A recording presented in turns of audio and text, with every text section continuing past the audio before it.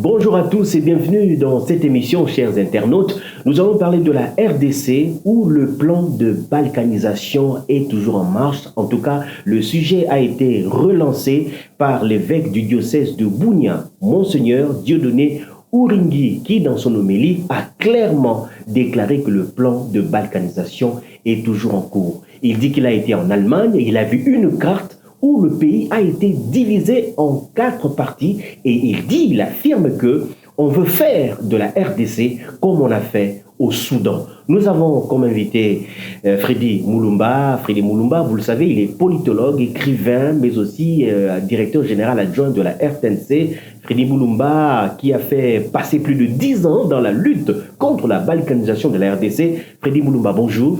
Bonjour Adam. Alors après donc l'évêque Dieudonné Uringui, on sait que avant lui il y avait aussi le cardinal Ambongo qui était au Kivu, qui a confirmé le plan de balkanisation. Alors cher Freddy, on pensait que le plan de balkanisation était déjà dans les oubliettes. Et Adam, je pense que ce plan date il y a longtemps. Avant même que l'AFD soit mise en place. Je me rappelle, quand j'étais au potentiel, après avoir fait la campagne contre la balkanisation, nous avons reçu 2 personnes. Moi avec Emelka Bongo, donc de l'ambassade américaine, dans mon bureau au potentiel, qui nous demandaient, qui voulaient comprendre la balkanisation, ça vient d'où, c'est quoi, ils ne comprenaient rien. En fait, c'était le département d'État américain qui avait demandé à ce qu'ils viennent me rencontrer. On a eu une discussion pendant 1 heure. Et on leur a expliqué qu'est-ce qui est derrière tout ce qui est guerre à l'Est et tout ça. On a cité certains ouvrages.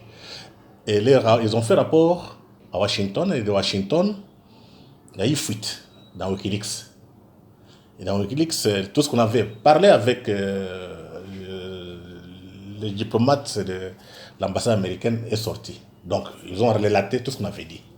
Ils sont arrivés à la fin pour dire nous ferons par tous les moyens pour que l'image de l'Amérique ne soit pas ternie. Et après ça, on m'a invité.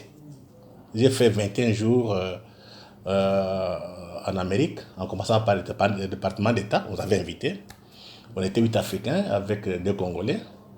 On a eu des discussions au département d'État avec tous les services qui s'occupent de l'Afrique. Après discussion, il y a une dame, Catherine. Catherine, c'est une Américaine blanche qui travaille à l'ambassade ici en 2000. Elle s'occupait de l'économie. Après avoir discuté, elle m'a appelé de côté. Elle me dit, nous sommes inquiets pour votre propre pays. On ne voit pas les élites émerger. J'avais amené les livres sur la balkanisation qu'on avait publiés avec certains intellectuels. J'ai distribué partout où je suis passé. C'est pour vous dire que les projets existent bel et bien. Quand quelqu'un vient dire que le projet n'existe pas, il n'est pas honnête. Les projets de balkanisation existent bel et bien. Maintenant, ce qui est beaucoup plus intéressant, c'est comprendre la logique du monde capitaliste. Et quels sont les acteurs de cette balkanisation? Les acteurs, c'est d'abord le clan Bill Clinton, qui était à la base de la guerre de l'AFDEL, et que Mouzé a essayé un peu de changer la donne, et on l'a assassiné. Donc l'objectif pour ces gens, et pour la plupart, sont des gens qui étaient à Berlin en 1885, ou bien leurs petits-fils, qui estiment que le Congo leur appartient. Comme le Congo a été une création de Berlin, donc de multinationales, ils ont aussi le droit de revoir les frontières. Ça, c'est un des deux. Ces gens disent aussi que le Congo est trop grand. Il faut le couper pour mieux gérer. Mais il y a un soubassement raciste, pour ne pas dire racial. On ne peut pas laisser beaucoup de richesses aux Noirs. Ça, le fond du problème, en dehors de toutes ces dimensions économiques. Les Noirs ne méritent pas ça. Voilà pourquoi on peut tuer des millions de morts, personne n'en parle, même pas un procès. Donc ça, sont les multinationales. Derrière les multinationales, vous avez les hommes d'affaires. Je veux parler des blancs, clan Bill Clinton.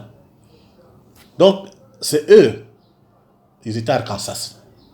La plupart des hommes d'affaires sont des hommes d'affaires d'Arkansas qui ont monté le coup en disant nous mettons la main sur les richesses du Congo.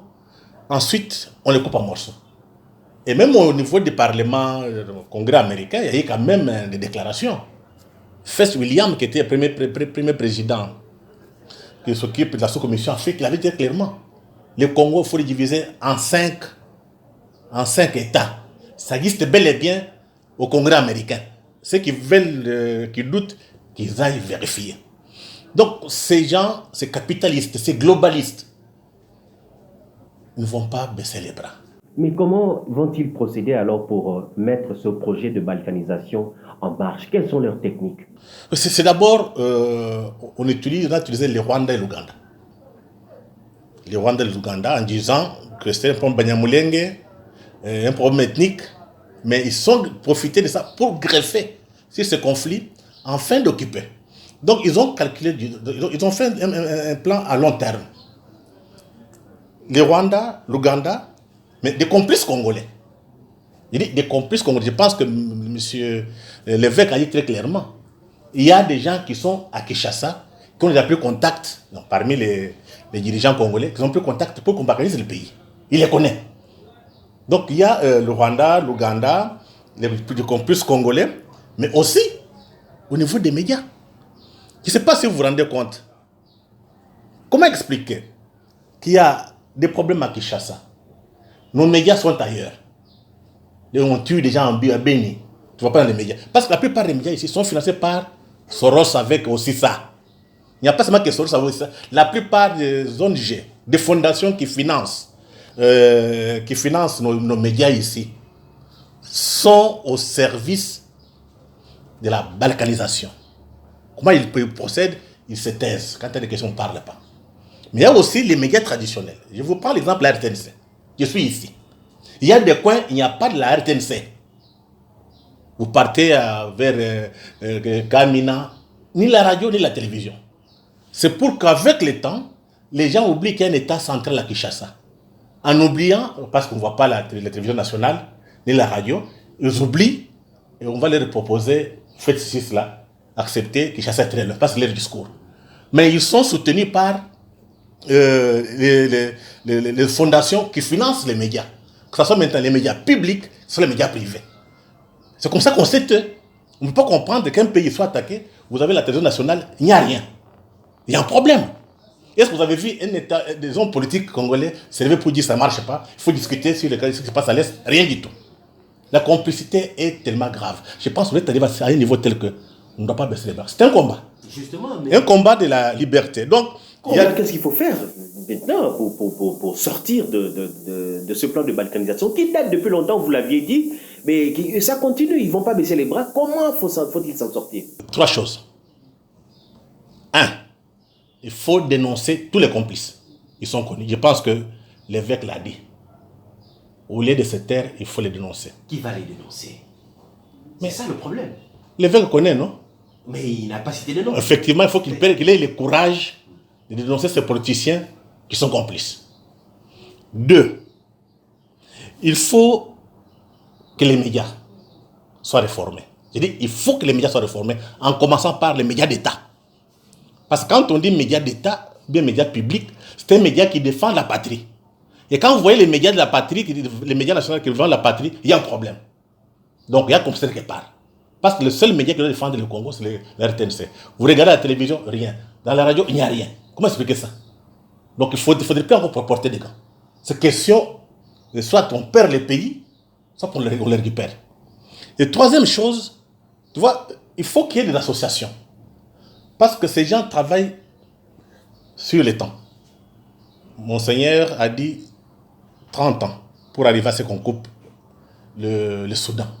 Ça fait combien d'années on a fait ça? Ça fait plus de 20 ans. Donc, comment ils procèdent? On tue des Congolais qui sont aux frontières. Les Congolais fuient au Kivu, en Ituri. La place est vide là. On place des Rwandais. Monseigneur l'a dit. Le cardinal a dit la même chose. Il y a même les rapports des Nations Unies. Et je demande aux Congolais de lire les rapports des experts de 2012 et les rapports mapping. Tout est écrit. Une question. Pourquoi à Kinshasa, les hommes politiques se taisent? Si les hommes politiques se taisent, Ils sont complices. Voilà pourquoi il faut maintenant créer des associations qui ont pour objectif de sauver la patrie, de lutter contre la banalisation. Donc, quand il y a des associations, des jeunes gens qui peuvent même, ça peut même pas dire pendant 10 ans, 20 ans, parce que l'occidental, les capitalistes ne comprennent que les rapports de force. Si vous n'êtes pas organisé, il ne viendra pas travailler à votre place. Donc, c'est ces associations qui vont mobiliser le peuple. Et quatrième élément, l'armée. Il faut nettoyer. On est tellement infiltré. Et qu'on ait le courage. La liberté a un prix. Moussa Kabila a été assassiné parce qu'il n'a pas voulu accepter n'importe quoi. Lumumba a été assassiné. Donc il ne faudrait pas qu'il y ait encore des gens qui doivent mourir. Ce qui fait qu'il faut protéger nos élites. Il faut mobiliser le peuple et notre armée. Là, l'indépendance, on ne donne pas gratuitement. Donc c'est notre travail en tant qu'intellectuel, en tant que citoyen. Et c'est tous les médias. Il faut créer de nouveaux médias. Ça signifie que des médias qui ne sont pas financés par l'Occident. Parce que les gens qui reçoivent l'argent de l'Occident sont corrompus. Ce n'est pas marcher des mots. Tous ces petits médias que vous avez là, qui sont dans l'histoire, dans le sexe, Mokuna, c'est une diversion. Aujourd'hui, on vient de parler, ce que Monseigneur a parlé. Regardez dans les médias, réseaux sociaux, qui en parle? Donc, tous les réseaux sociaux, c'est une diversion. Donc, il faut créer des médias alternatifs. Et pour cela, il faut des sacrifices. Mais, dernière question. Il y a des gens qui lient le projet de balkanisation à un pouvoir, à un régime. Or, en vous entendant parler, c'est un projet qui dure dans le temps. Donc, ça ne dépend pas d'un individu qui arrive au pouvoir ou d'un président quelconque. Non, je pense que la difficulté pour les Congolais, c'est quoi? On est dans les sentiments. On est faible. Le projet a été monté en 1994 par les Américains. On avait demandé à qui? Ils ont dit nous voulons couper le Congo. Quelle que soit la personne. Donc si vous ne mobilisez pas la population, il n'y aura rien. Donc qu'on ne puisse pas parler des individus. Parce que ce discours-là est tenu par nos ennemis. Ils tiennent ce discours pour nous diviser. Donc, il faut qu'on soit très prudent. Qu'on soit très prudent. On tient ce discours pour diviser. Donc il ne faut pas les écouter. Notre problème, mobiliser notre peuple. Notre armée doit être debout. Et nos intellectuels aussi. Les intellectuels, beaucoup sont corrompus. Ils sont où? Ils sont où? Ce sont des gens que les Blancs ont fabriqués, formés, pour soutenir leurs propres projets. Par contre, ce sont ces intellectuels-là qui vont aller avec les Occidentaux pour balkaniser. Un exemple. Nous, on a écrit un livre sur la balkanisation avec un intellectuel congolais, professeur au Canada. Le même professeur a été récupéré par Kagame. Il a écrit un livre intitulé Du paradoxe congolais au miracle rwandais. Où il montre à Kinshasa, il n'y a rien. Donc il a trahi. Ce sont des traîtres. Et pour cela, il faut que la jeunesse comprenne. C'est pour la jeunesse. Hein. D'ici 20 ans, 30 ans, ceux qui ont 20 ans auront 50 ans. Ils seront dans quel état? Mais aussi interpeller ceux qui disent politique. On va laisser notre pays dans quelles conditions? Les générations qui viendront vont vivre où? Voilà aussi l'interpellation de Monseigneur. Oui. Et ça demande que les jours aujourd'hui, tout le monde doit être debout. Commencez d'abord par s'organiser. On parle en désordre. S'il y a plusieurs associations, avec comme objectif, non à la banalisation.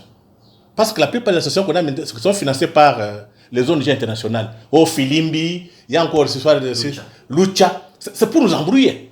Comme les enfants n'ont pas le sens de l'histoire, on les manipule. Donc on ne porte plus des gants. C'est question de vie ou de mort. Merci beaucoup, merci. Nous retiendrons dans ce que l'évêque a dit. Il a dit, si nous ne faisons pas attention, nous allons être esclaves dans notre propre pays. Une phrase que vous avez l'habitude de répéter d'ailleurs. Disons merci à tous ceux qui nous suivent et merci à vos remarques, à vos suggestions, à vos encouragements aussi. Au revoir et à la prochaine. Biso Congolais, car on sait